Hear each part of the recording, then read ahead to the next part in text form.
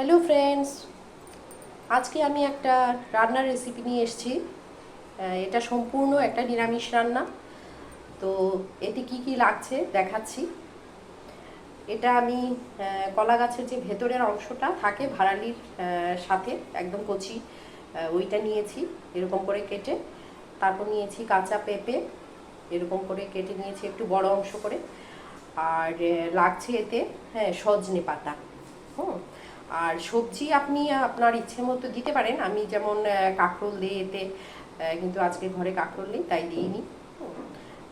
তারপর আরেকটা যেটা আমি দিচ্ছি এটা হচ্ছে কাঁঠালের দানা। সেটা আমি ভিজিয়ে রেখেছি, কারণ দানাগুলো একটু পুরনো হয়ে গেছে, এর জন্য একটু ড্রাই হয়ে গেছে। আর লাগছে মুসুর ডাল। আমি মুসুর ডাল নিয়েছি, বা আপনি ছোলার ডালও নিতে পারেন, যার যেটা ইচ্ছে। আমার ঘরে মুসুর ডাল আছে তাই নিয়েছি। আর মেইন হচ্ছে এটা খাবার সোডা। খাবার সোডা লাগে, আর হচ্ছে আদা, কাঁচা লঙ্কা, আর পরে ফোড়নের জন্য যা লাগবে দেখাবো। আর তো এখন রান্নাটা বসাবো।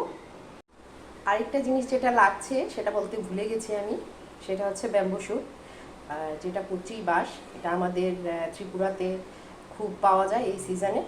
এটা খুব প্রচলিত ওখানকার, সবাই এটা খেতে খুব পছন্দ করে। তো এটাও দেব। এখন একটা ডেকচিতে আমি গরম জল বসিয়ে তাতে সজনে পাতা দিয়ে দিলাম, আর কয়েকটা কাঁচা লঙ্কা চিড়ে দিয়েছি। এখন এতে আমি খাবার সোডাটা দেব।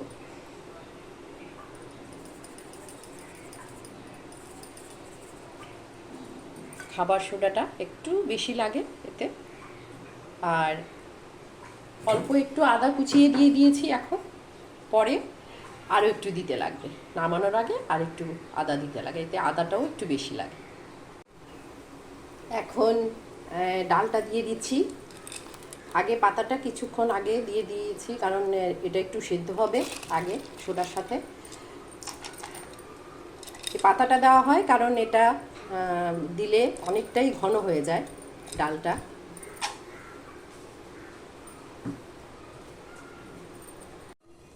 সব সবজিগুলো দেওয়া হয়ে গেছে।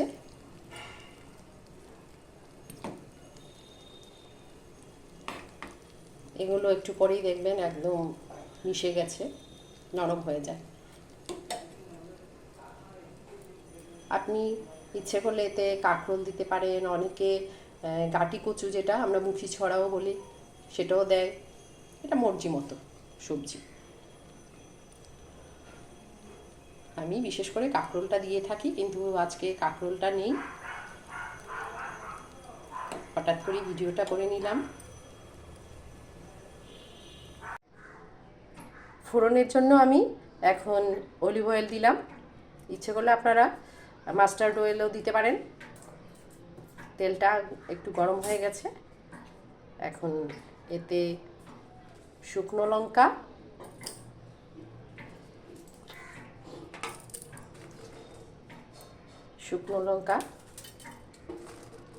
বেশ কয়েকটা শুকনো লঙ্কা,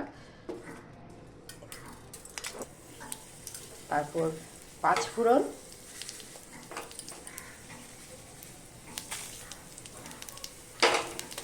তেজপাতা, ভালো করে ভাজছি ফোড়নটা যাতে খুব সুন্দর করে হয়। এতে শুকনো লঙ্কাটা একটু বেশিই পড়ে, কারণ এটার স্মেলটা দিয়ে বেশ ভালো লাগে।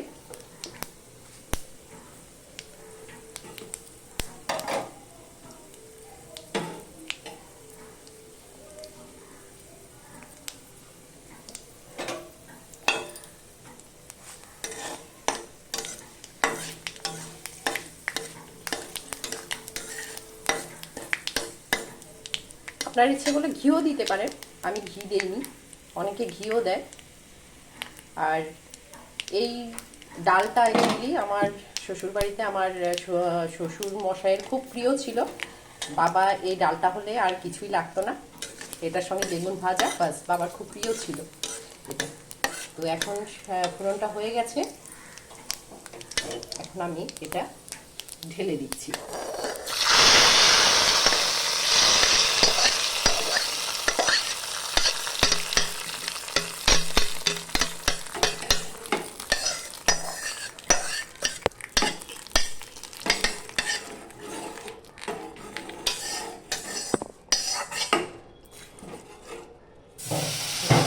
হয়ে গেছে।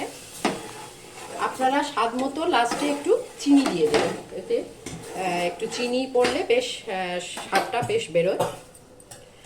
আর এখন সর্বশেষে যেটা দিচ্ছি সেটা হচ্ছে লেবু পাতা, গন্ধরাজ লেবু, সেটার পাতা দিয়ে দেবেন। তো স্মেলটা খুব ভালো আসে, খুব সুন্দর একটা স্মেল হয়। তো আমার এটা রেডি। প্রথমবার রান্নার ভিডিও করলাম, অনেক ভুলভাল থাকতে পারে, তো জানি না, নেক্সট ঠিকঠাক করার চেষ্টা করব। ব্যাস আজকে এতটুকুই।